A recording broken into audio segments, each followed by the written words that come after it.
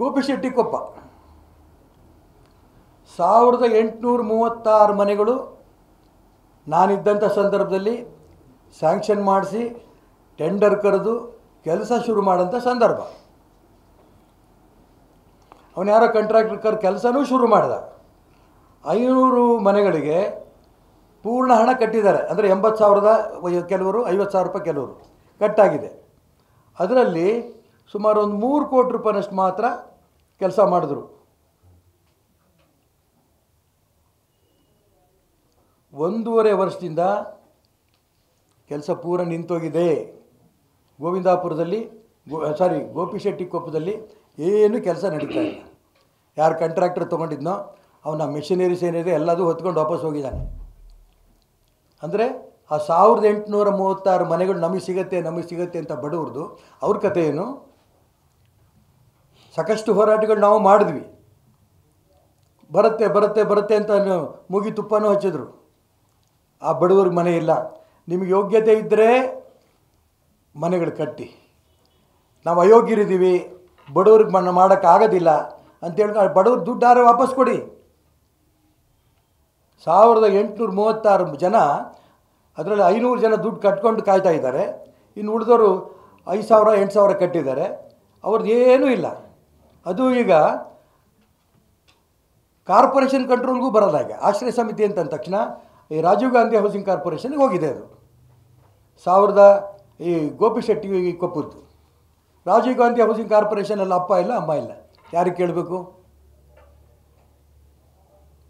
ನಿಜಕ್ಕೂ ಕೂಡ ಬಡವರನ್ನ ಇಷ್ಟು ದುಸ್ಥಿತಿಗೆ ರಾಜ್ಯ ಸರ್ಕಾರ ತರಬಾರ್ದು. ಮತ್ತು ಅವ್ರ ಬಗ್ಗೆ ಇಷ್ಟು ತಾತ್ಸಾರನೂ ಕೂಡ ರಾಜ್ಯ ಸರ್ಕಾರ ಮಾಡ್ಬೋದು. ನಾನೇ ಬಂದೆ, ನಾನು ಮನೆ ಕೊಟ್ಬಿಟ್ಟೆ, ಇಷ್ಟಕ್ಕೋಸ್ಕರ ಬಂದ್ರೆ ಜಮೀರ್ ಅಹ್ಮದ್ ಅವರೇ? ಗುಮಾಸ್ತರ ಕೆಲಸ ಮಾಡೋ ನೀವೇ ಬೇಕಾ?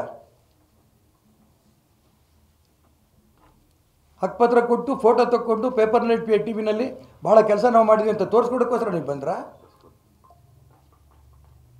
ನಾನು ಅದಕ್ಕೋಸ್ಕರ ಮಾನ್ಯ ಮುಖ್ಯಮಂತ್ರಿಗಳು ಈ ಸಂದರ್ಭ ಹೇಳೋಕ್ಕೆ ಇಷ್ಟಪಡ್ತಾನೆ. ನೀವೇ ಒಂದ್ಸರಿ ದಯವಿಟ್ಟು ಶಿವಮೊಗ್ಗಕ್ಕೆ ಬನ್ನಿ. ಜಮೀರ್ ಅಹ್ಮದ್ ಕೈಲಿ ಆಗಲ್ಲ. ಮಧು ಬಂಗಾರಪ್ಪನವ್ರು ನಿಮಗೆ ಕನ್ವಿನ್ಸ್ ಮಾಡೋಕ್ಕಾಗಲ್ಲ.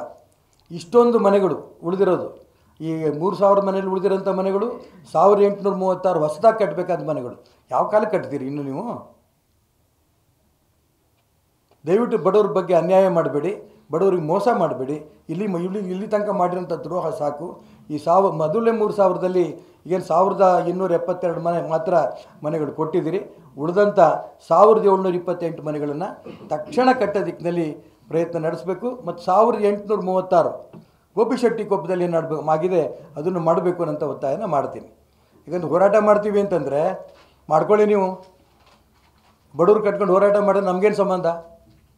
ಒಂದು ಸರಿ ಕೂಗ್ತೀರಿ, ಸುಮ್ಮನೆ ಆಗ್ತೀರಿ. ಈ ಒಂದು ನೆಗ್ಲೆಕ್ಟು, ತಾತ್ಸಾರದ ಮನೋಭಾವನೆ ರಾಜ್ಯ ಸರ್ಕಾರದಲ್ಲಿ ಇದೆ. ದಿನಾ ಸ್ಟೇಟ್ಮೆಂಟ್ ಎಲ್ಲ ಬಡವ್ರ ಮನೆ ಕೊಡ್ತೀವಿ, ಲಕ್ಷ ಮನೆ ಕೊಡ್ತೀವಿ. ಇನ್ನೊಂದು ಕಡೆ ಹೇಳಿದರು ಮಾನ್ಯ ಜಮೀರ್ ಅಹ್ಮದ್ ಅವರು, ಬ್ಯಾಂಕಿನಿಂದ ಲೋನು 4,27,000 ಆಗುತ್ತೆ. ಇನ್ಮೇಲೆ ಆ ಬಡವರ ಹತ್ರ 4,20,000 ರೂಪಾಯಿ ಲೋನ್ ನಾವು ತೊಗೊಳಲ್ಲ, ರಾಜ್ಯ ಸರ್ಕಾರವೇ ಪೂರ್ಣ ಕೊಟ್ಬಿಡುತ್ತೆ ಹಣ. ಯಾಕೆ ಹಿಂಗೆ ಮೋಸ ಮಾಡ್ತೀರಿ? ಆ 4,27,000 ರೂಪಾಯಿ ಬ್ಯಾಂಕಲ್ಲಿ ಲೋನ್ ತೊಗೊಂಡದ್ದು ಬೇಡ ಅಂತ ಅಂದ್ಕೊಂಡು ಆ ಬ್ಯಾಂಕ್ನಲ್ಲಿ ಲೋನು ತೊಗೋತಿಲ್ಲ, ಇವರು ದುಡ್ಡು ಕೊಡ್ತಾ ಇಲ್ಲ. ಹೆಂಗೆ ಮನೆ ಆಗುತ್ತೆ? ತುಂಬ ನೊಂದು ಹೇಳ್ತಾ ಇದ್ದೀನಿ ನಾನು. ದಯವಿಟ್ಟು ಇದರಲ್ಲಿ ನಾನು ರಾಜಕಾರಣ ಮಾಡೋಕ್ಕೆ ಇಷ್ಟಪಡ್ತಾ ಇಲ್ಲ. ಬಡವರಿಗೆ ಮನೆ ಕೊಡೋ ದಿಕ್ಕಿನಲ್ಲಿ ರಾಜ್ಯ ಸರ್ಕಾರ ಏನು ಗಮನ ಕೊಡಬೇಕು.